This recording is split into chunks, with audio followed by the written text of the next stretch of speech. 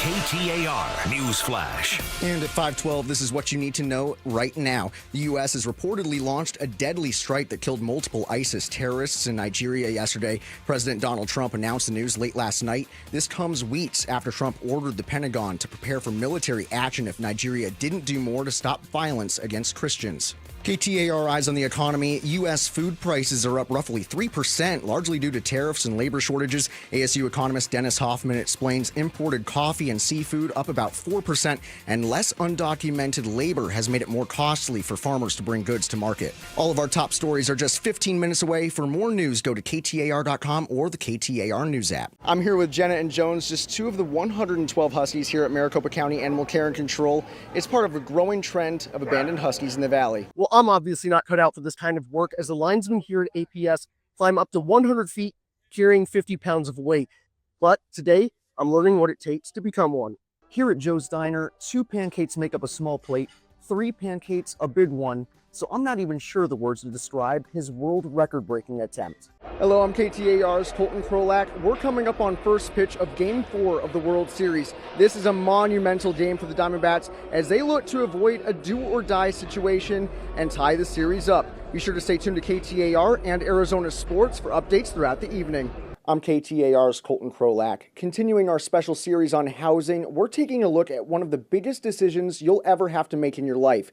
When's the right time to jump from renting a home to buying one, and how you can know if you're really ready to take that leap of faith. Many have had to put the American dream on hold for a bit. Zillow reports Arizona home values have gone up more than 50% in the last 5 years. Meanwhile, the average conventional 30-year mortgage rate has jumped to around 6.6%, an increase of more than 4.25 points. But Doug Ressler, manager of business intelligence with the real estate data company Yardi Matrix, says these on-the-surface costs are just a small piece of the puzzle. One of the things that has to be considered too is not just the cost of a mortgage, but also the continuing maintenance and expenses that a house would have that you wouldn't normally have in a rental. Things like insurance, repairs, and maintenance. All told, that comes out to a big chunk of change. On average, buying a home will run you $1,000 a month more than a rental. So how do you know when's the right time to jump into home ownership? To find the answer, Mike Weinstein, real estate wealth manager at West USA Realty, says you should start by asking yourself the obvious questions like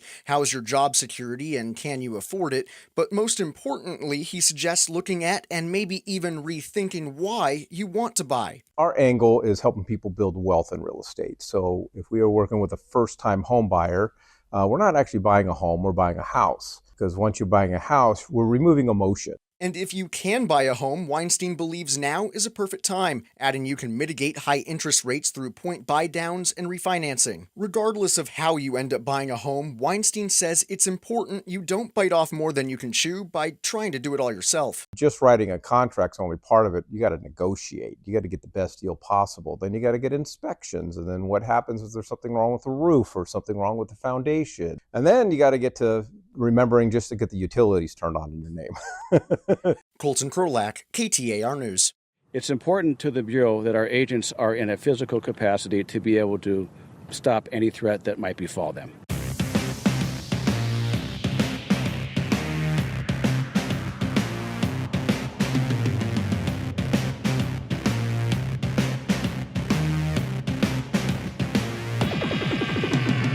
So the first event was sit-ups. It was 60 seconds. It was timed. You had 49 sit-ups, which scored you 5 points. They definitely had an added wrinkle where you have to kind of extend fully at the bottom, which definitely made it a layer harder.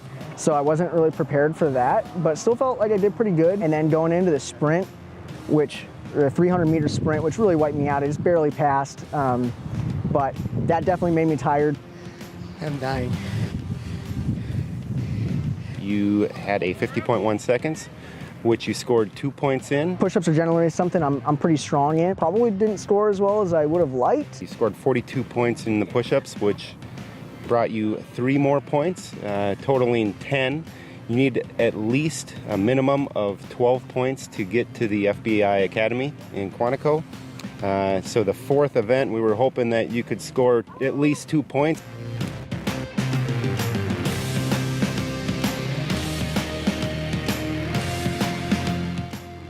I'm not in cardio shape.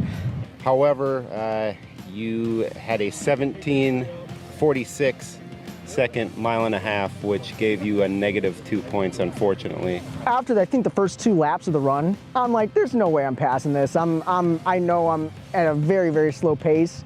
So the goal went from passing to just don't stop. I'm proud that I didn't stop, proud that I pushed through, but we'll have to do better next time.